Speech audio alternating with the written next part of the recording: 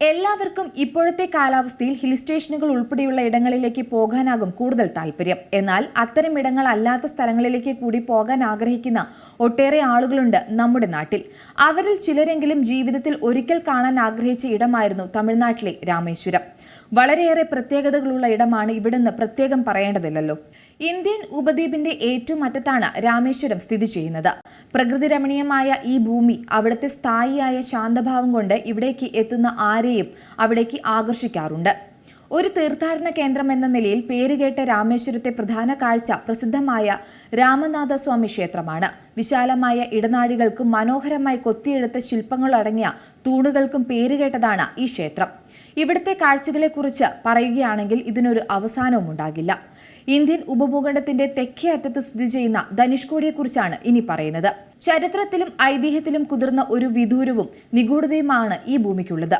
ധനുഷ്കോടിയിലെ ghost town എന്നറിയപ്പെടുന്ന ഈ ഉപേക്ഷിക്കപ്പെട്ട ഗ്രാമം ഇന്ത്യയുടെ അവസാന പാതയുടെ സ്ഥലമെന്ന പ്രത്യേകതയും ഇതിനുണ്ട്. ദുരന്തപൂർണമായ ഒരു ഭൂതകാലത്തിന്റെ വേട്ടയാടുന്ന ഓർമ്മപ്പെടുത്തലും മനുഷ്യാത്മാവിന്റെ പ്രതിരോധശേഷിയുടെയും തെളിവാണ് ഇത്. ബ്രിട്ടീഷ് ഭരണകാലത്ത് ഇന്ത്യയും ശ്രീലങ്കയും തമ്മിലുണ്ടായിരുന്ന കപ്പൽ ഗതാഗതത്തിലെ ഒരു പ്രധാന കണ്ണിയായിരുന്നു ഈ ചെറിയ തുറമുഖം. ഇന്നിവിടം മത്സ്യബന്ധന വ്യവസായത്തിന് പേരുകേട്ടതാണ്.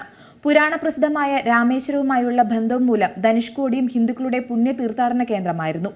1964 ഡിസംബർ 22 മുതൽ 25 വരെ വീശിയടിച്ച ചുഴലിക്കാറ്റിൽ സമുദ്രനിരപ്പിൽ നിന്ന് അധികം ഉയരമില്ലാത്ത ഒരു വലിയ മണൽത്തിട്ട പോലെ കിടന്ന ധനുഷ്കോടി പ്രദേശമാകെ തകർന്നടിഞ്ഞിരുന്നു. എന്നാൽ 2004 ഡിസംബർ 26 സുനാമി ധനുഷ്കോടിയെ ബാധിച്ചില്ല.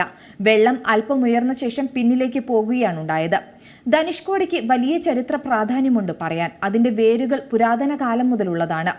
ഹിന്ദു പുരാണങ്ങൾ അനുസരിച്ച് രാക്ഷസ രാജാവായ രാവണന്റെ പിടിയിൽ നിന്ന് തന്റെ ഭാര്യ സീതയെ രക്ഷിക്കാൻ ശ്രീരാമൻ ലങ്കയിലേക്ക് പാലം അല്ലെങ്കിൽ രാമസേതു എന്നറിയപ്പെടുന്ന പാലം നിർമ്മിച്ച സ്ഥലമാണിതെന്നും വിശ്വസിക്കപ്പെടുന്നുണ്ട്.